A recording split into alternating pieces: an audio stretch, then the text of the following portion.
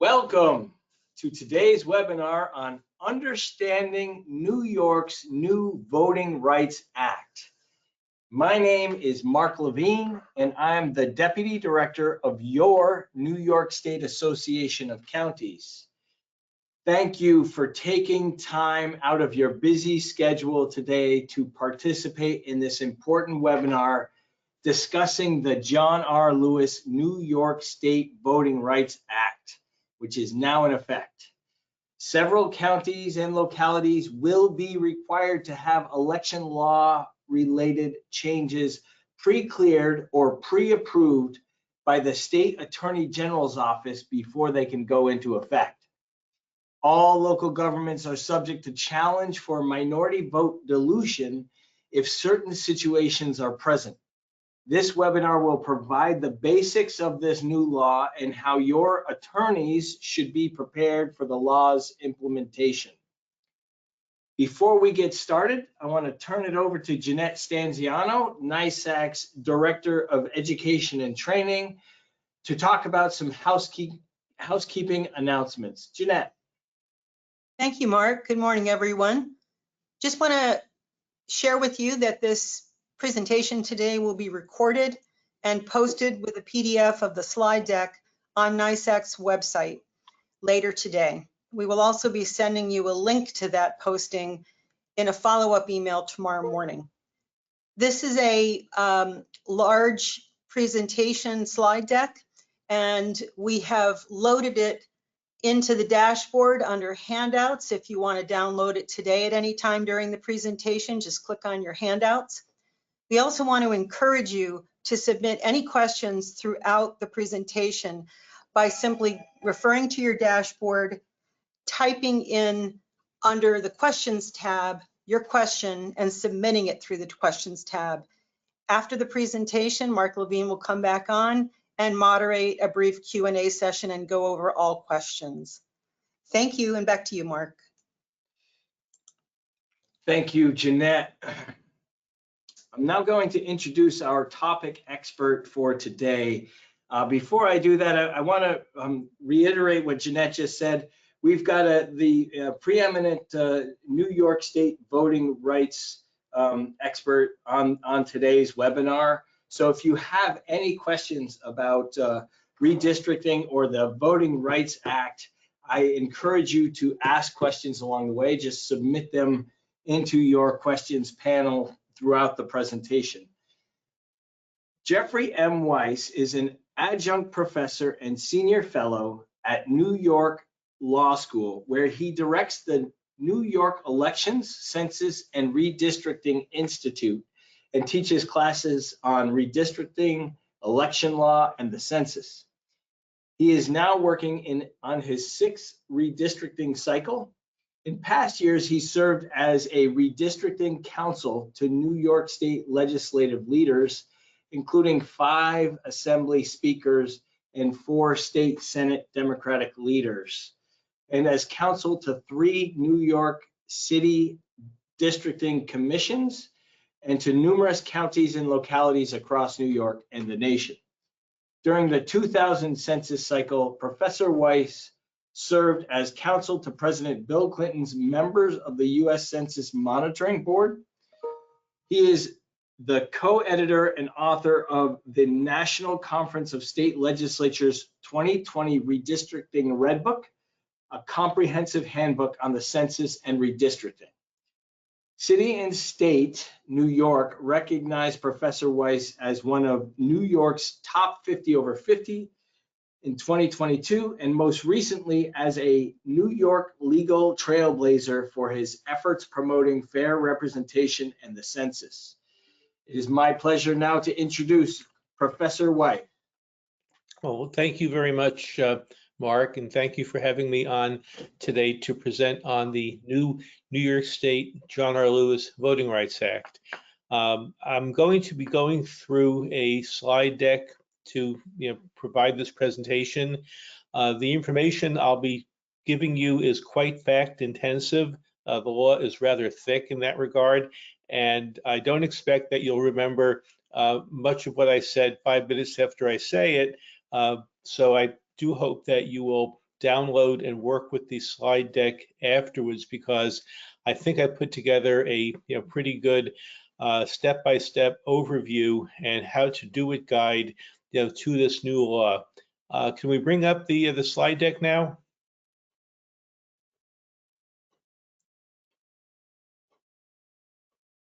Slide deck is up, John.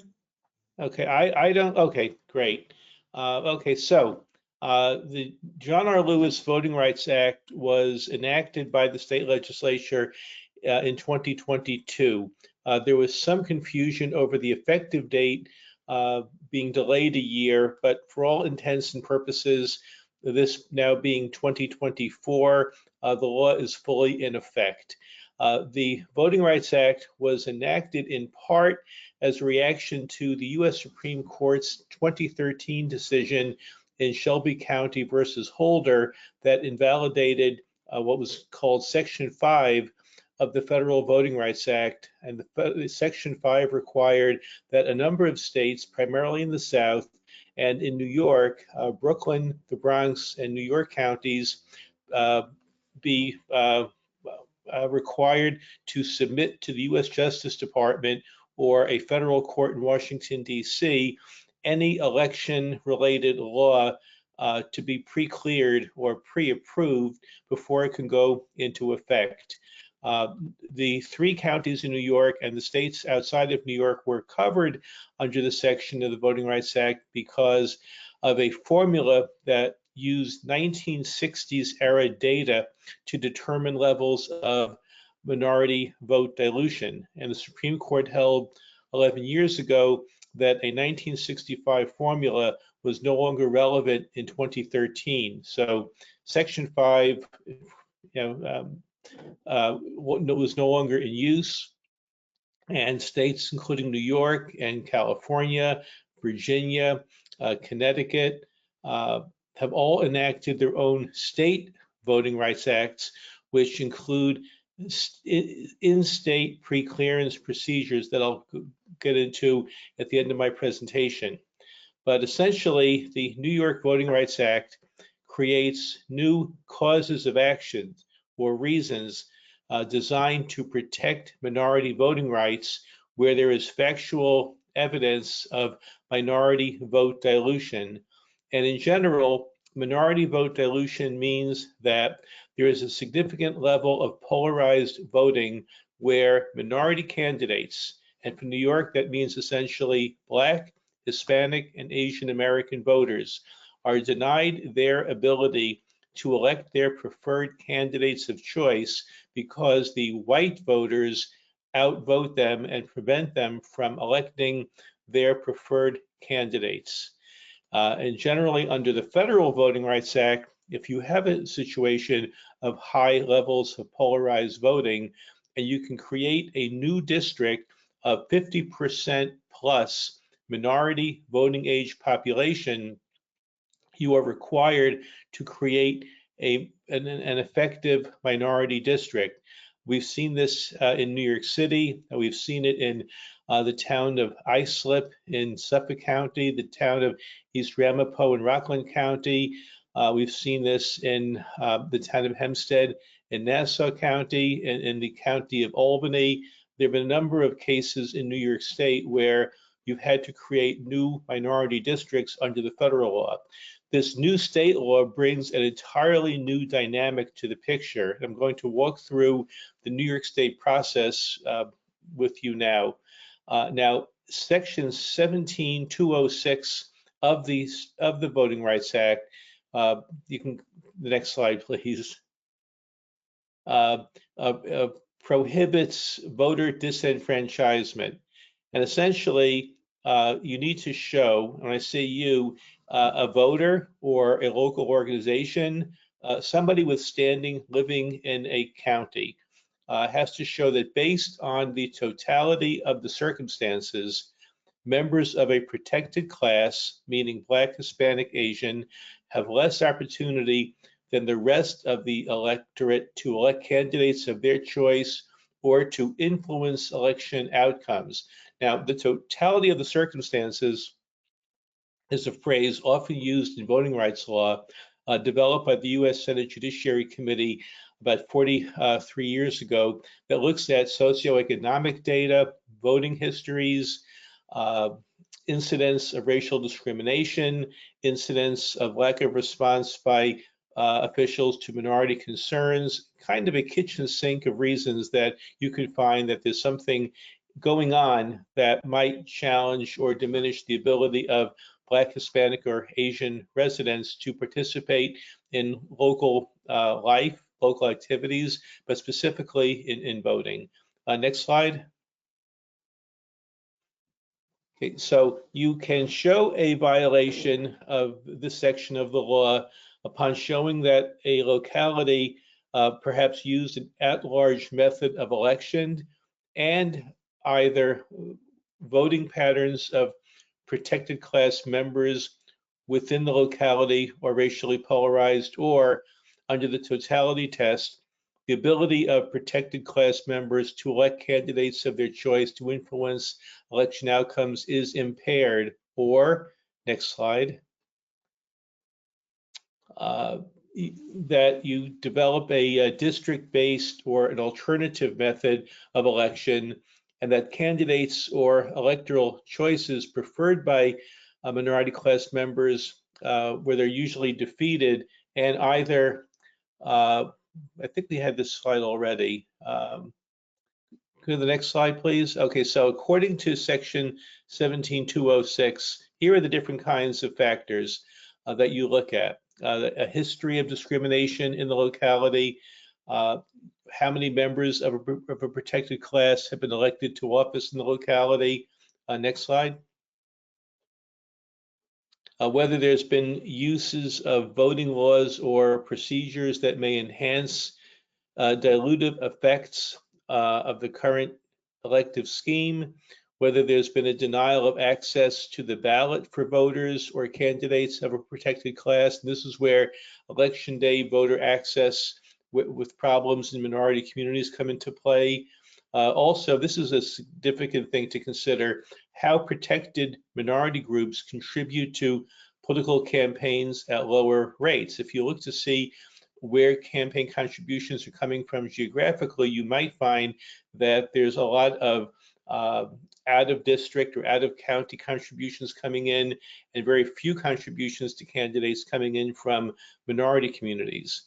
You also want to look to see how members of a protected minority class vote at lower rates, whether the vote in white communities is a lot higher than it is in your minority election districts. Next slide. You also want to look at how protected class members are disadvantaged in areas such as criminal justice, whether there's been stop and frisk incidents, education levels, employment, health care, land use, and environmental protection. Here, it's very easy for a plaintiff group to develop a chart that shows high school graduation levels, employment levels, health issues. You look to see the incidence of COVID in a minority community versus, let's say, a wealthier white community. These are all factors that could be considered in the socioeconomic sense of determining levels of vote discrimination, vote dilution. You also want to look at how protected minority class members are disadvantaged in other areas which may hinder their ability to participate in the political process. You can define that any way you want. Next slide. Use of overt or subtle racial appeals in political campaigns. Recently in Suffolk County, in the town of Islip, there were political ads used that argued, let's not let the gangs prevalent in New York City come out to Suffolk County. Vote for our candidate, he or she won't let that happen. That was brought into the case in the town of Islip 2 or 3 years ago that caused that town board to go from an at-large scheme to single-member districts. You also want to look to see the lack of response by political officials to the needs of protected classes, whether or not constituent services reach into helping minority communities. And then whether the locality has a compelling justification for the adoption. Next slide, please. That seems to have been cut off. Sorry about that. Okay, so now we're standing to bring a challenge under the State Voting Rights Act. Any of the following people can file, or groups can file an action against a locality. And I mentioned locality, I'm talking about counties, towns, and cities. You could be an aggrieved person, a voter, an organization whose membership includes aggrieved persons or protected class members, or an organization whose mission is to ensure voting access and that their mission would be hindered by a violation. So if you've got a civic organization that is active in promoting minority voting rights, they have standing to sue, or simply an attorney can bring a case. Actions under the state law must be filed in the Supreme Court of the county where the locality is located. Next slide. And depending on the finding of a violation, a court has the ability to implement appropriate remedies to ensure that voters of race, color, and language minority, the language minority is defined as Spanish and Korean, Japanese, Chinese, they have equitable access to fully participate in the electoral process. Next slide. Now, if a violation is found, and this is happening now, just to give you the context, in 3 townships across the state. We have challenges already filed in the town of Cheektowaga in Erie County, in the town of Newburgh in Orange County, and the town of Mount Pleasant in Westchester County. In each of these situations, the towns have 4 or 5 member at-large town boards. And it's being argued that the at-large scheme denies minority voters the ability to elect their preferred candidates. That, in practical terms, in Mount Pleasant, no Hispanic candidate has been elected to the town board. It's all white. If you create 4 or 5 single member districts, then the opportunity for one Hispanic preferred candidate becomes all that much greater. So that's the remedy based on districts. You can also have an alternative method of election, such as cumulative voting. That was found in a voting rights case I didn't mention before in Westchester County's village of Portchester. You can also have ranked choice voting. There are other alternatives can be developed that can help build the case to elect minority preferred candidates.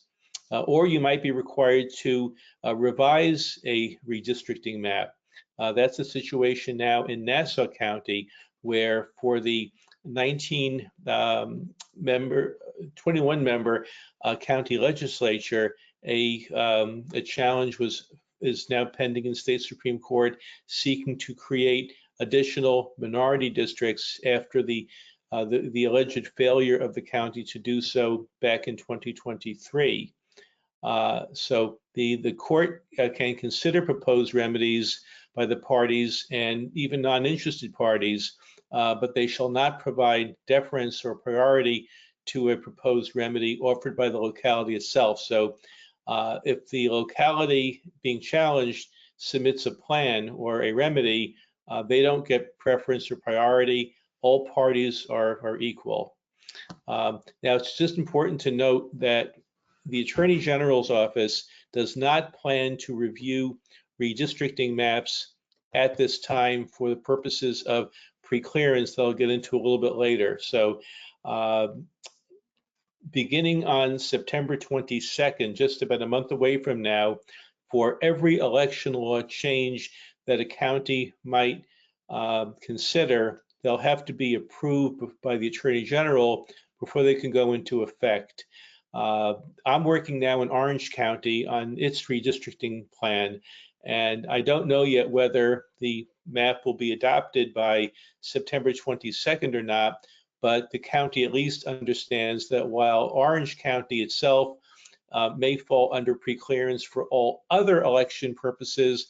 Redistricting at this time is not something that will be necessary for preclearance by the Attorney General's office. However, under the causes of action part of the Voting Rights Act, as we see in Nassau County now, challenges can be filed at any time through court-type procedures.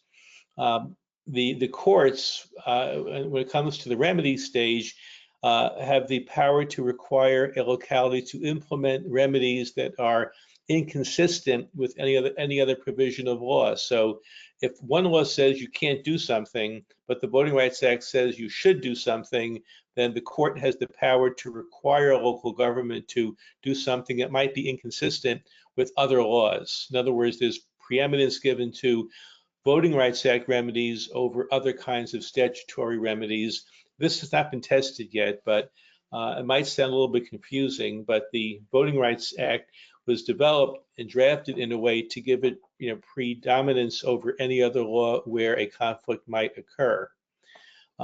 Next slide. Okay, so for procedures for implementing new or revised redistricting plans, and this is under the causes of action part, not the preclearance part.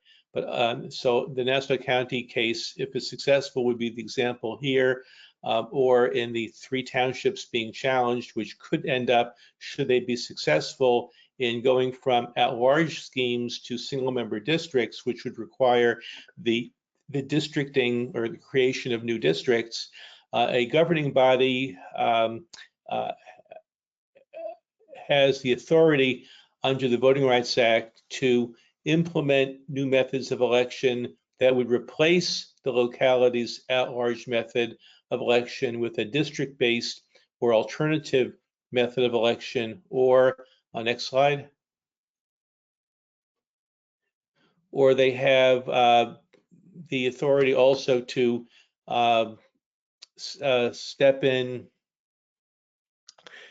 to do something after a notification letter has been filed. And I'm going to get into notification letters in a few minutes. Next slide. Okay, so if you are a citizen, a voter, an organization, a lawyer, and you plan to challenge a local government for an alleged vote dilution situation, before you can file a motion in state Supreme Court, you're required to submit a challenge letter to the local government.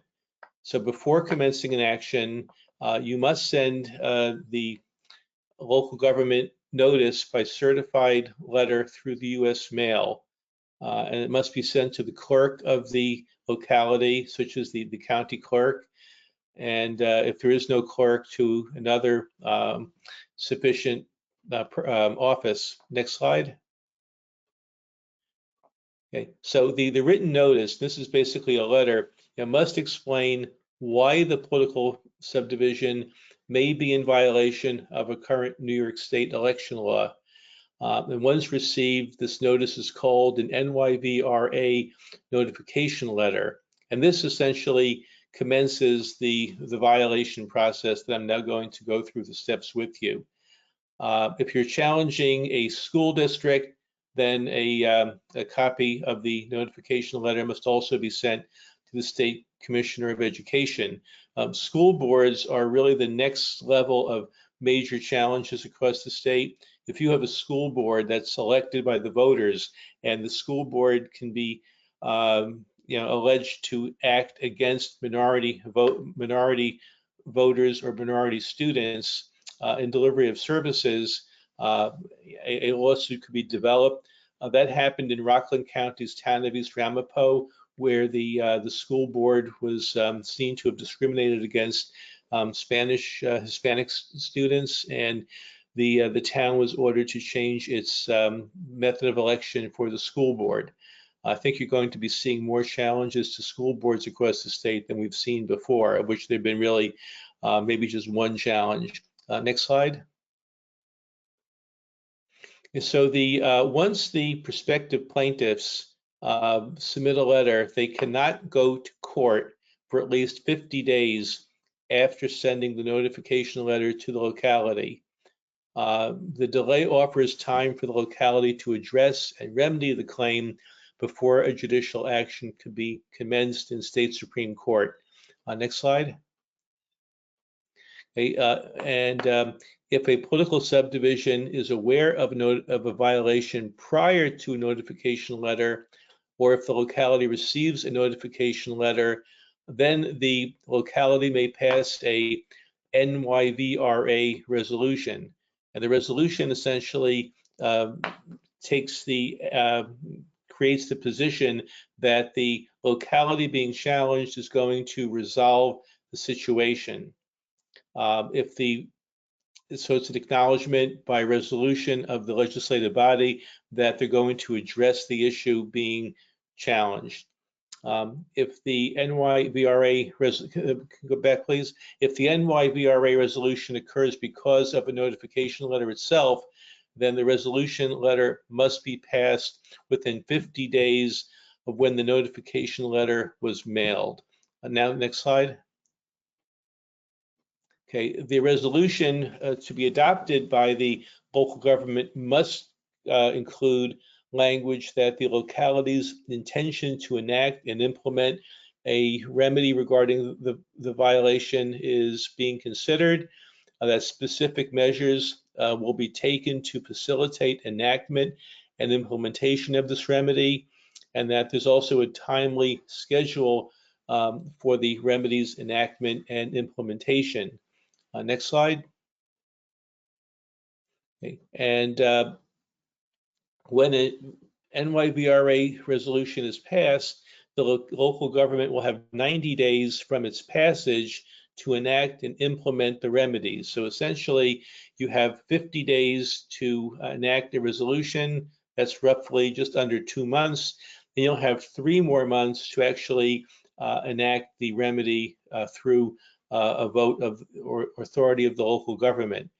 And that during this 90-day period, the prospective plaintiff cannot commence a judicial action in state Supreme Court against the locality for a violation being addressed by the resolution. And then for actions against the school district, the Commissioner of Education, State Education Commissioner, can use its authority to order the enactment of a resolution, him or herself. Next slide. Okay, so let's see. There are several measures that are required if the local government's governing body does not have the authority or applicable state or local law to enact a remedy. But measures are the same for localities who have the authority but fail to implement a remedy within 90 days. Next slide. And as an initial, then also there's a process here for local approval and action by the Attorney General. So that if the governing body approves a proposed remedy that complies with the current election law, then that remedy is then submitted to the State Attorney General's office. Next slide. And before an NYVRA proposal is passed, the local government must also hold at least one public hearing for public feedback. That will also require public outreach by the local government to urge people to come testify. Next slide. Okay, so within 45 days after the Voting Rights Act proposal is submitted by the local government to the Attorney General's office, the Civil Rights Bureau in the AG's office must either grant or deny approval. And the Civil Rights Bureau can only grant approval to a proposal if it concludes affirmatively on 5 factors. Next slide. These factors include the Attorney General's finding that the locality may be in violation of the state law, that the proposal would in fact remedy a potential violation, that the proposal is unlikely to violate federal law or the U.S. Constitution. 4th, that the proposal would not harm the ability of protected minority class members to participate in the political process. And 5th, that the implementation of the proposal is viable or realistic, that it can be done. That the Civil Rights Bureau must, if it grants approval, it must be immediately enacted and implemented by the local government, and that this must be completed regardless of any other provision of state law. Again, that override I mentioned a few minutes ago. And that if the Civil Rights Bureau denies approval, then the locality's proposal cannot be enacted or implemented. Next slide. The Civil Rights Bureau is also required to provide an explanation if it denies if it denies approval. And the Civil Rights Bureau can also recommend alternative remedies that would be granted approval instead. And if the Bureau does not respond, then the Voting Rights Act proposal cannot be acted or implemented still. Next slide. That a locality that has an approved resolution can then enter into an agreement with a prospective claimant. And if an agreement is reached, the prospective plaintiff cannot commence an action against the locality for an additional 90 days. The agreement must include that there is a remedy that complies with the law, and that you also are submitting this material to the Civil Rights Bureau in the AG's office again. And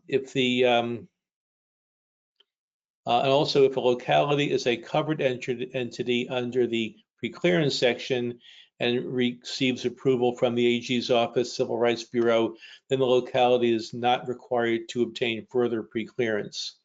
Next. Also, prospective plaintiffs may request reimbursement for any work completed to support the notification letter's claim if the process is correctly commenced by the prospective plaintiff and the locality implements a remedy or the Civil Rights Bureau approves the proposal. So you need to be aware that the attorneys who are bringing these challenges, if they follow all the rules, can get attorney's fees for their work. And that comes from the local government. You have 30 days to request the money. Next slide. The request for reimbursement must be in writing, demonstrate the costs, might require documentation.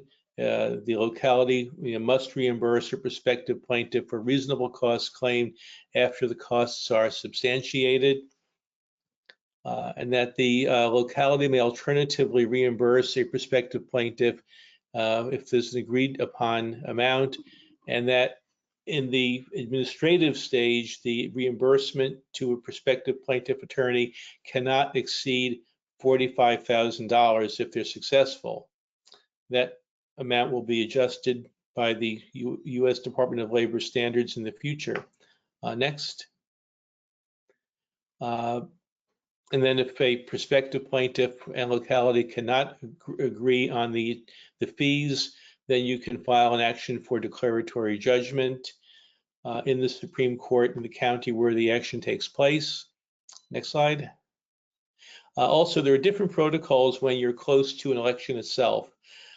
If a locality is scheduled to conduct an election within 120 days, or if the first day for circulating designation petitions has started for a locality's next regular election, then a plaintiff alleging any violation under the state VRA may commence a judicial action against the locality under this law. Next. The relief sought by the plaintiff must include preliminary relief for that upcoming election, and that the plaintiff must also submit a state Voting Rights Act notification letter to the locality prior to or concurrent with commencing a judicial action. Next. When a judicial action is commenced by a plaintiff, is withdrawn or dismissed for mootness because the locality implemented a remedy or because the Civil Rights Bureau approved a proposal pursuant to a notification letter, then a plaintiff can only demand reimbursement for their costs. Members of a different protected class may file a joint action under this title. They must demonstrate that the combined voting preferences of the protected class are polarized against the rest of the electorate. Next slide. And that concludes my section on the violations of the causes of action under the Voting Rights Act. And a key thing to note, a significant difference between the state law and the federal law is that under federal law, if you're bringing a Voting Rights Act violation and you're seeking in a redistricting scheme, let's say, to go from an at-large scheme to a single member district scheme, you have to demonstrate that there is a 50% plus minority population present, minority voting age population present. And under federal law, there's still some discrepancy whether you can combine, let's say, Black and Hispanic voters. Generally, you are required to reach 50% plus by Black only or Hispanic only. The whole issue under federal law over so-called coalition districts of Black and Hispanic voters together, or let's say Black and Asian voters together, is still there's still a divide in the federal court systems across the country. This will be an issue eventually decided by the U.S. Supreme Court, but the state law permits the aggregation or the combining of Black and Hispanic or Asian, any combination of voters, if you can show that these voters are like-minded, they're cohesive in their voting patterns, that they live in adjacent communities. So if you're in a situation under federal law to try to create a minority district, you've got to demonstrate that you can reach the 50% threshold. Under the New York law, there's no such requirement. You can, let's say, look at a 20% Hispanic and a 20% Black voting community that are adjacent to each other and combine them into a 40% district to make your case. So the threshold is a lot lower in under the state law. And that's a very significant thing to keep in mind. Now, for preclearance, the Attorney General's office has promulgated draft rules for the preclearance part of the law that goes into effect on September 22nd next month. Under their preliminary list of counties that will be covered under the Voting Rights Act for preclearance, those include all 5 counties in New York City and the counties of Albany, Erie, Monroe, Nassau, Onondaga, Orange, Rockland, Suffolk, and Westchester. So if you are watching this webinar and I did not mention your county, then you are not going to be required to seek preclearance for changes in election laws. There are also a number of towns, villages, and cities that are also required to seek preclearance, but for the purposes of this being a county-based webinar, I'm not going to go through the entire list of localities. In the last slide, you'll see my email address, and I'd be glad to send you a copy of the list of all of the localities that will be required to preclear the future laws. I'll note also that Orange County was included in the preliminary list. The county attorney has asked the Attorney General's office not to include Orange County, and the decision has not been rendered on that yet. Orange County is still in the process of enacting its decennial county legislative redistricting map. They're working on it as we speak, but I've informed the county, since I'm working for them, that that redistricting maps will not be subject to this preclearance. So now I'll get into preclearance for a few minutes before we go to Q&A. Preclearance is a method used by states and local governments to prevent discrimination before it happens.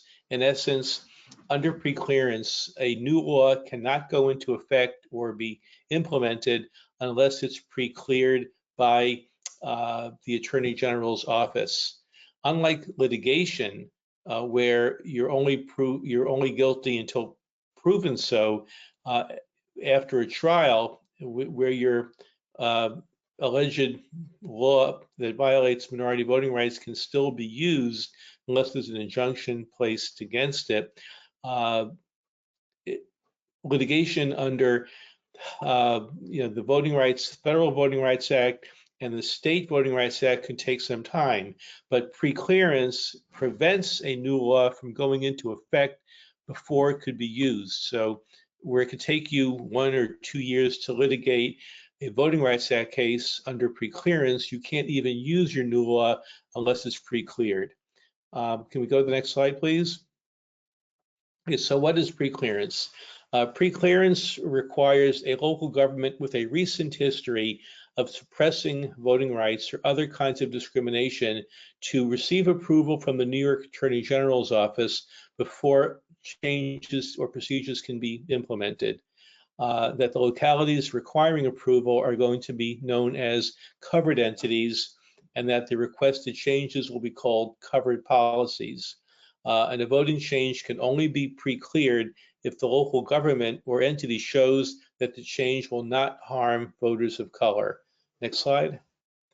A covered entity shall include, under the state law, any political subdivision within the past 25 years has been subject to a court order or government enforcement action based upon any violation of this title, including the Federal Voting Rights Act of 1965, the 15th Amendment to the U.S. Constitution, or a voting-related violation of the 14th Amendment. Now, the 14th Amendment, Equal Protection Clause in the U.S. Constitution, provides for one person, one vote. It bans racial gerrymandering. It's somewhat used as a catch-all for equal protection. 10 years ago, the Orange County Legislature failed to enact a county legislative map, and a challenge was brought because the 2000 round map was out of compliance with one person, one vote. The legislature failed to create a new plan.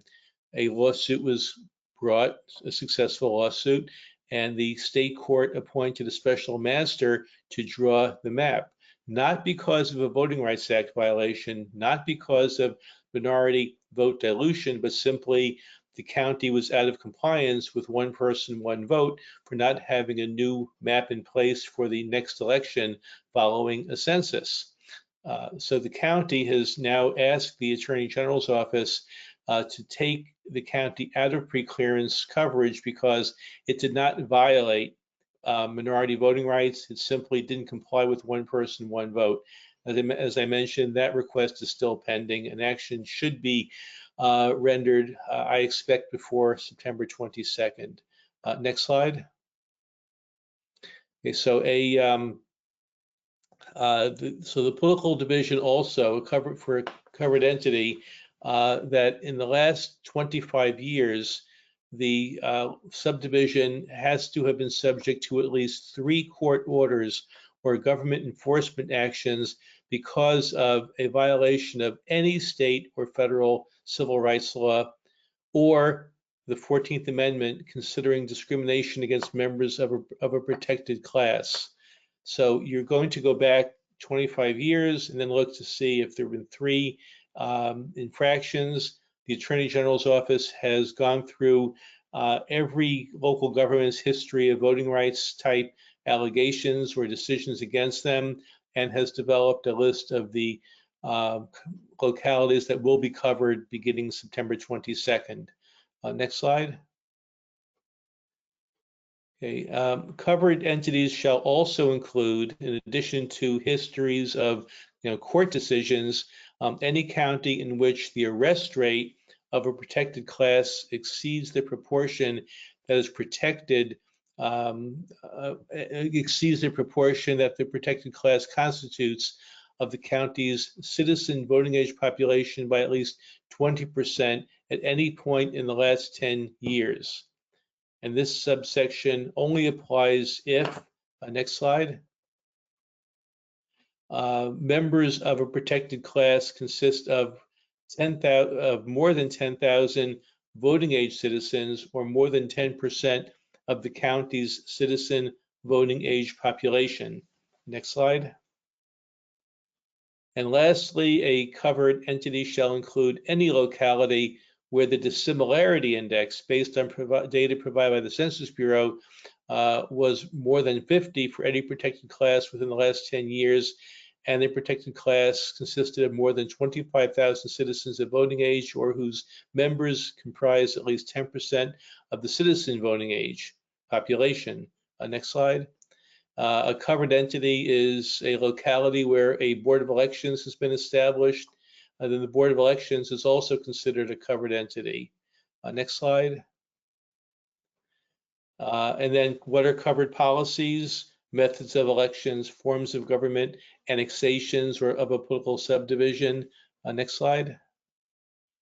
And additionally, a covered policy can include incorporations of political subdivisions, consolidations, removal of voters from voting lists, the hours, location, numbers of early voting or election day poll sites, and next slide, the dates and elections and the election calendar, registration of voters, assignment of election districts to early voting or election day poll sites, assistance offered to members of a language minority group, and next slide, lastly, a covered policy may include any additional topics designated by the Civil Rights Bureau pursuant to their rules, etc.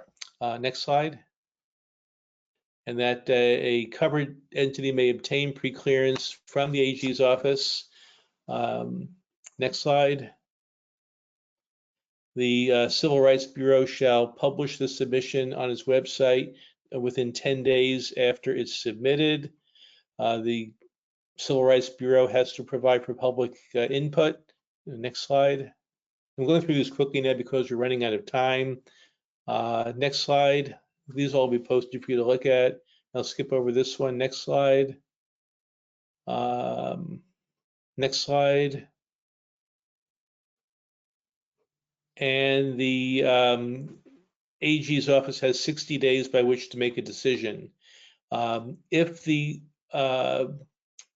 the Civil Rights Bureau, it can only grant preclearance if it determines that the covered policy or change will not diminish the ability of minority voters to elect their preferred candidates or participate in the political process, and that if preclearance is granted, then the law may be enacted by the locality immediately.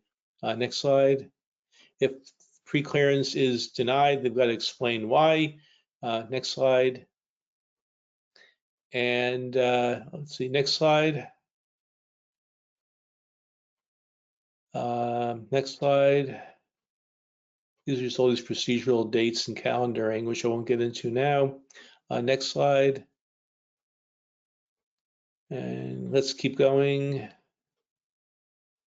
Okay, so any appeal of a denial by the Civil Rights Bureau of the AG's office may be heard by the Supreme Court for New York or Albany County in a proceeding filed against the Civil Rights Bureau. So you've got to file a challenge Albany County or New York County.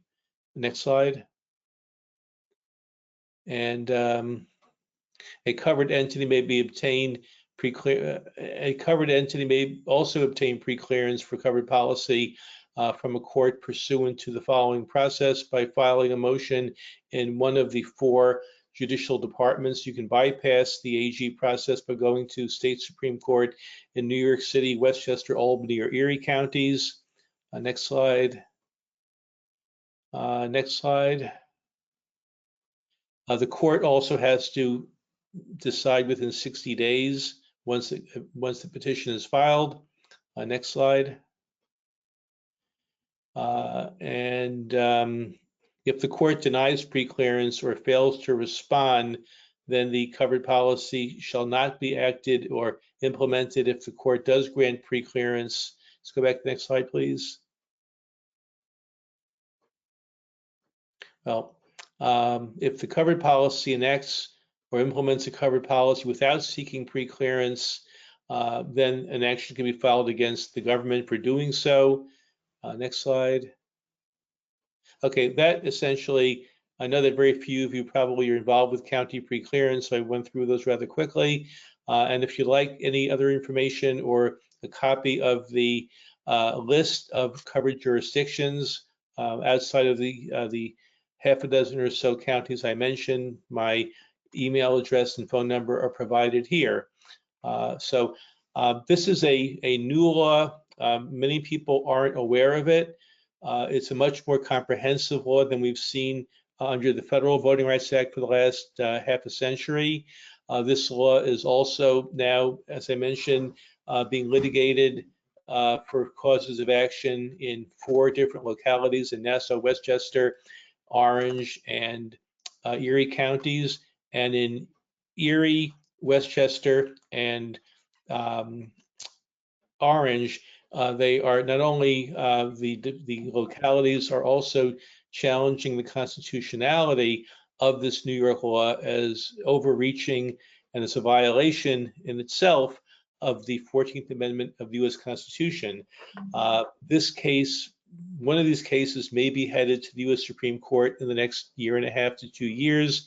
We've got to wait and see. But as time moves forward, we're going to see more awareness of an action involving and relating to this New York Voting Rights Act.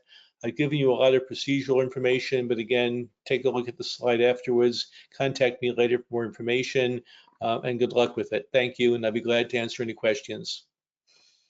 This is Mark Levine. Thank you, Jeff. There's a lot of information in these slides and your presentation, and we really appreciate that. I would invite all of our attendees, any of our attendees who have a question on any of this information, to please submit that in your questions panel. So Jeff, it's 2024 now, and a number of counties have already undergone the redistricting process. So how does that apply to this law? And when exactly was this law, when did it go into effect? Okay, the law was passed in 2022. There was a caveat in the governor's approval letter that certain parts would not be implemented until 2023, 2024, but the legislature didn't get around to implementing that chapter amendment until nearly the end of the 2024 session. So for all intents and purposes, this law is now fully in effect. The pre-clearance procedures were delayed to go into effect September 22nd because the Attorney General's office had to hire staff and literally create a voting section to implement this law. So they've hired staff, they've promulgated draft regulations, all of which I spelled out in this webinar, and final regulations will come out just before September 22nd. And it's just important to note again that at this time, redistricting plans and only redistricting plans will not be subject to pre-clearance. All other election law related changes, a change in a polling place site, a change in the way an election ballot is worded, anything relating to a change by a board of election in a county would be subject to pre-clearance. That's the key thing that counties need to be aware of. So if a county removes voters from the rolls, that might be subject to pre-clearance. And you can be assured that some of the voting rights groups will be looking to see, to make sure that there is compliance with this law or to bring actions. So is it right to assume that no local voting rights change has been submitted to the AG's office as of yet? Not yet, because it won't go. The law doesn't go into effect until September 22nd. Okay.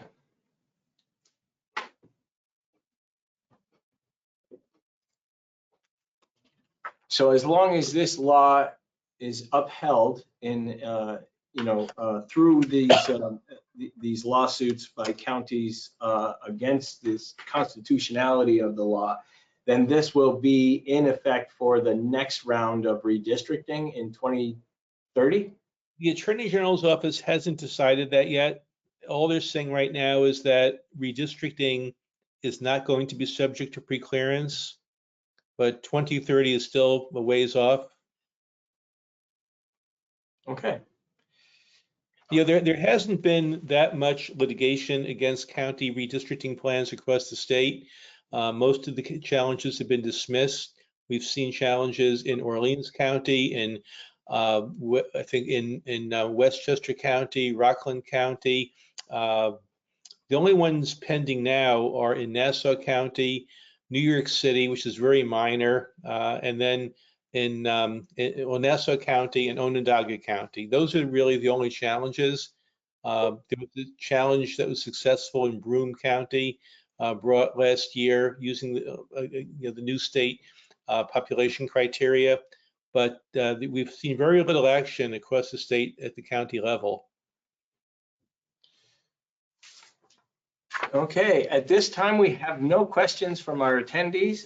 If you have any questions, you can submit them after this webinar, or after you watch the recording. You can submit them to Professor Weiss, or you can submit them to Mark Levine, mlevine@nisac.org, and we will get them answered by Professor Weiss. So thank you very much, Jeff, for your time today and your expertise in helping our counties through this very complex new law. Much appreciated. And thank you all for attending.